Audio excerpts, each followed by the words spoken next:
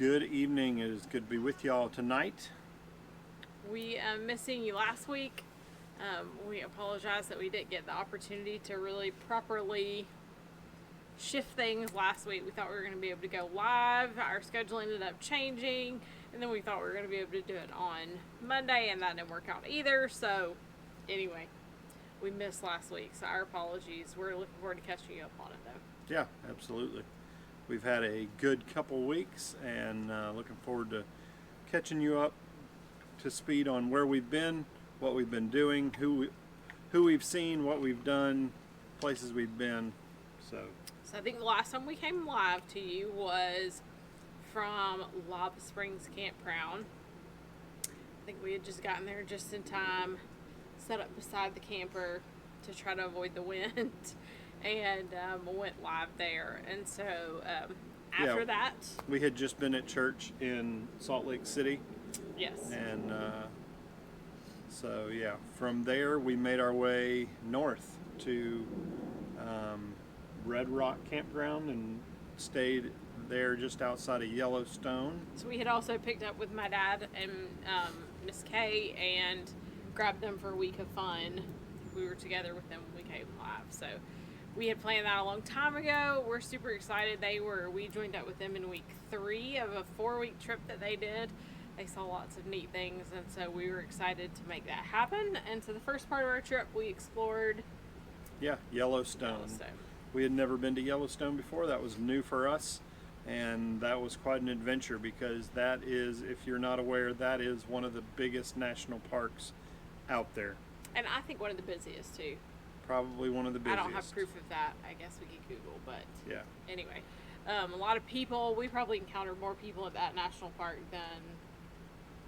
Yeah, but they were all spread out. Yeah. So it wasn't terrible. There was some waiting getting into parking lots of various attractions that we wanted to see. The most famous of which, I guess, the most recognizable would be Old Faithful. Mm-hmm.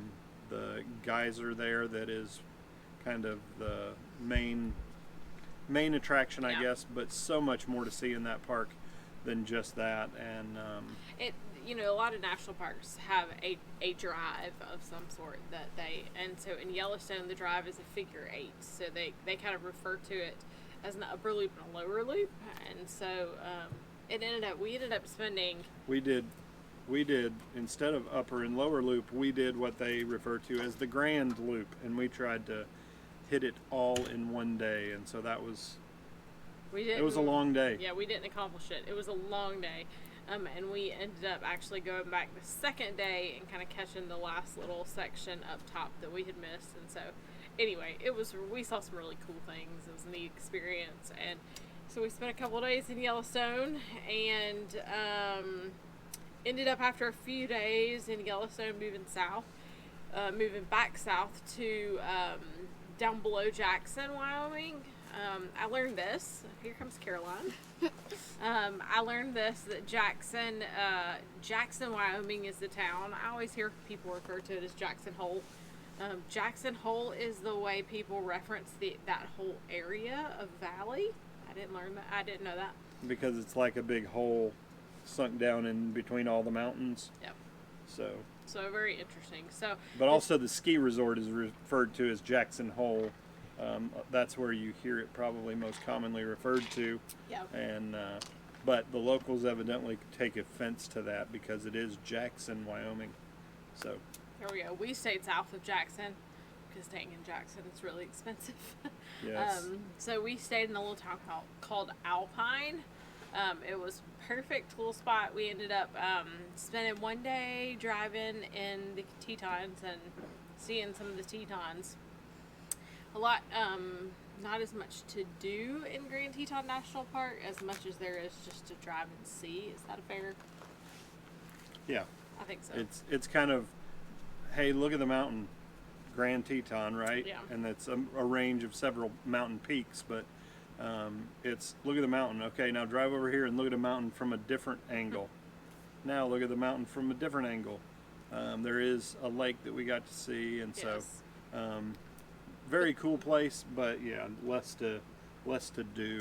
And more to just drive and see. Yeah, and we didn't do any hiking there either. Yes, we would have. The girls were kind of over hiking. It's not my dad's favorite thing to do either. But what probably the thing that actually became the highlight, you see our little cheat sheet for tonight, was our time kayak in the Snake River at the end of the week. And it ended up being a pretty epic adventure. Yeah, so far we've used our kayaks in several really cool places. We started out the Florida Keys, then we used them in Acadia National Park, and then we used them in Glacier. Those being three pretty cool places to use them. All those included lakes, or in the Keys, that was the ocean, I guess, the Gulf, depending on where we were. The last part of Glacier, we used them, and we did 2 lakes with a little river in between.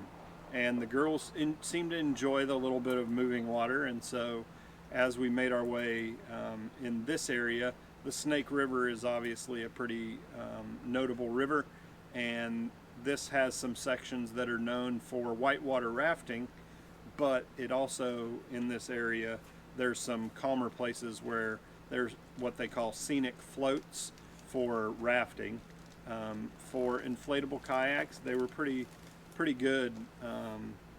Yeah, rapid, it was the perfect like areas. So it was perfect for our 4 little boats, and we ended up doing how many miles? Just under 10 miles. So a pretty good chunk of the river, and it was cold. Yeah, but it also... The water was cold. The temperature wasn't cold. But yeah, but it wasn't like cold like the glacier waters. No. It was more refreshing, but... Yeah. So we ended up... It also worked out that we could do that, though, because we were with Dad and Kay. And so we had 2 vehicles to work with, because with the moving water, obviously, we needed 2. We weren't taking out and putting in at the same point. And so it worked out perfect, because while they were blowing up, while Dad and Kevin were getting the kayaks blown up and put together, then Miss Kay and I were able to volley the vehicles, and the same thing when they were taking them down. And so it just worked out really good. It ended up being a really fun afternoon. So it was a great way to end our trip with them. And so we were sad to say goodbye to them as they started to make their way east, but we had a really great week with good memories. And so after we left them, so we thought weeks ago when we were kind of planning our schedule that this was going to be the week that Clara and I flew back home. And that ended up needing to change for various reasons. One of them being the ticket prices this first week of August. And so when our schedule changed, we had space in our schedule, we knew, to go back and stop back through Idaho Falls. So I can't remember what we've told you. We had gone through there one time quickly and met a family there, a pastor and his family there. Yeah, I think we probably told you. I think when we were live the last time, a couple weeks ago, we had just come through there, and we just happened to be stopping through there, and so I texted this pastor the morning we were coming through and said, hey, do you happen to be available for dinner? And he and his wife and 2 boys were available, and they were excited to get together for dinner, so we were able to have dinner with them, just kind of spur of the moment, last minute thing, and ended up spending almost 5 hours with them. Like 5 hours that night. We had dinner. Dinner went long because Chili's was a wreck, but that was okay because we were enjoying each other's company, and we got done with dinner and didn't want to break up, so we went and found an ice cream place there, a local dairy that we went to, and had some ice cream, and then they showed us their church, and we ended up staying. They have hookups there at their church, and so we ended up staying overnight there at their church, but we ended up being with them till about 11:30 that night. Yeah, so. And it was just those people that it was just kind of Kevin and I felt like a divine appointment the way it worked out anyway, that they said yes to us. And especially so last minute. And it was just one of those things, there's people that you connect with that you feel like you've known your whole life. They're actually from Georgia. We had a lot of a lot of connections anyway, and so we just really hit it off with them. So when our schedule when we were able to pivot a little bit, we said, let's go back through Idaho Falls. Their church actually meets in the evening on Sundays. And so we had seen them during the week. We hadn't gotten to go to church with them. So we were able to leave, once we left Dad and Kay on Sunday morning, drove about hour and a half, I guess, back to Idaho Falls and planned to go to church with them and spend a couple of nights there with them. And just the way it worked out, we were so thankful. We did church with them and dinner. We ended up doing dinner again. It was just the time we got to spend with them was just really neat for us all, I think. Yeah, we did. We did church and then dinner, and then the next day we were just trying to get some things done before we left town, and some standard errands, yeah, school just supplies, some that school kind of supplies and different things that we needed to get done. I was trying to get the truck cleaned up. It had been through some tar, so just various things.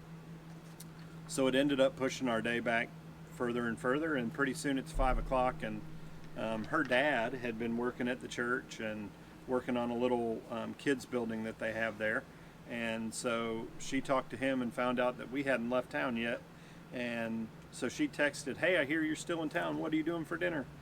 And we were just getting ready to head to Freddy's and grab a hamburger and before we hit the road, and so they were able to come and join us for dinner. We spent some more time together, and we decided just to hang out for the night. We ended up staying there, and so it worked out well. You can pray for them. The Idaho Falls is not far from Salt Lake City, and so they're in kind of that area of our country that is very heavily influenced by the Church of Jesus Christ of Latter-day Saints. A lot of things that Kevin and I have been able to learn over the last month, I would say, I guess, about how that part of our country operates, how that group of people operate. And so continue to pray for our church planters in that part of the country. There's a lot of darkness that they are working really hard to be light in every day. So so we've come from South Dakota, where there's the strong influence from Caroline just about knocked her head.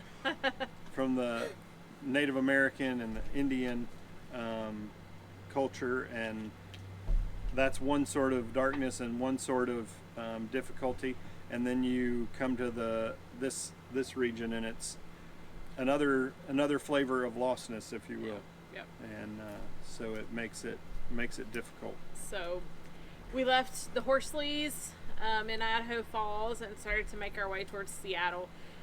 Seattle makes our 18th, I was counting last night, our 18th Send City. I think we've told you before, the North American Mission Board has determined 32 cities all over North America that are areas of focus.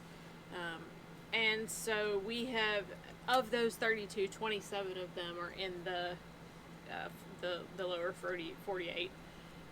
And so of those 27, Seattle makes our 18th Send City that we have spent time in since we began our journey almost 1 year ago. And so we had intended to take several days to drive to Seattle because it was a good little haul from Idaho Falls.